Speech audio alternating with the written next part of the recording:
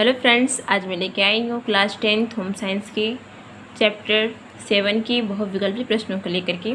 चलिए आइए देखते हैं। देखिए, हमारे से फर्स्ट प्रश्न है कि निम्न में से कौन सा रोग अशुद्ध जल से नहीं फैलता है। तो आपका ऑप्शन है हैजा, अतिसार, क्षय रोग, मोतीझरा।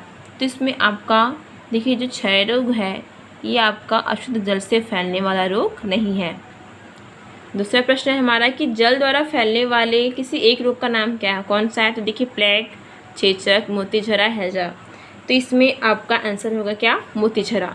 नेक्स्ट प्रश्न है कि हैजा किसके द्वारा फैलता है, दूषित हवा द्वारा, विटामिन द्वारा, शुद्ध जल द्वारा या फिर दूषित जल द्वारा। तो इसका आंसर आप लोगों का हो जाएगा घ, दूषित जल द्वारा।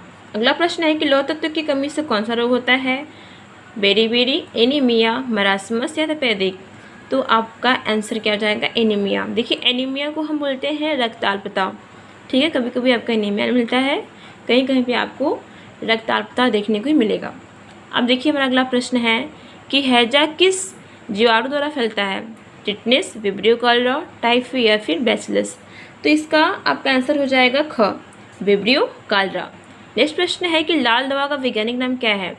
तो देखिए ऑप्शन दे रहे हैं कि क्या potassium permanganate, potassium hydroxide, copper sulphate या फिर सोडियम क्लोराइड। तो आपका आंसर हो जाएगा पोटेशियम परमैंगनेट।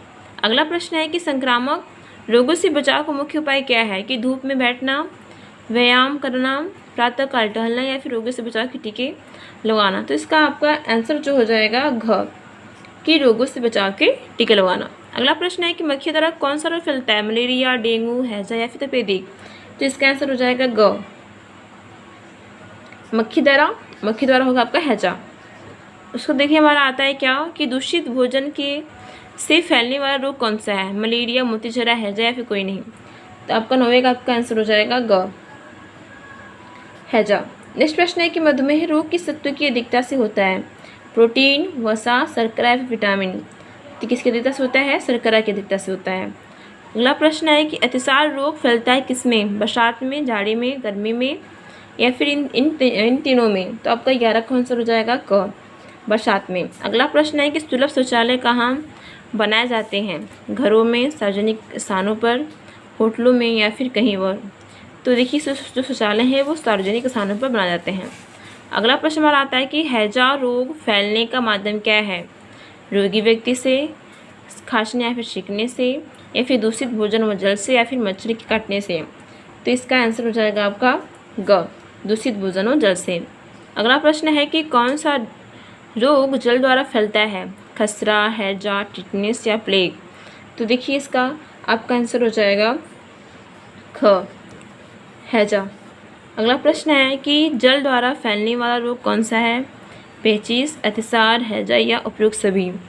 तो इसका आपका आंसर हो जाएगा घ, उपयुक्त सभी, यानी कि पेचिश, अतिसार, हैजा ये सभी तीनों रोग जल द्वारा फैलने वाले रोग हैं।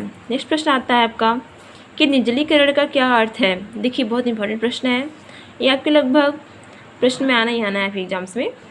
तो देखिए क्या, शरीर में खून की कमी या फिर कैल्शियम की कमी या फिर शरीर में पानी की कमी या फिर इनमें से सभी।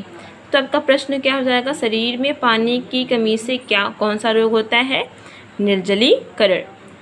अगर आपको वीडियो अच्छी लगी हो और अगर आप चैनल पर नए हो तो प्लीज़ लाइक सब्सक्राइब करना मत भूलिएगा। Thank you.